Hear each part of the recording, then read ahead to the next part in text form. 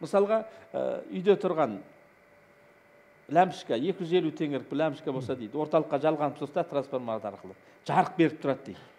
Бәрін жарықпен байланыстырады. Қараңыз. Ал енді оның орнында 3000 долларлық люстра тұрса, бірақ орталыққа жалғанбаса, оның қандай құны бар дейді. Сен біздің ұстазымызға байлансаң, кім болсаң о бол, сен халыққа жарық бересің.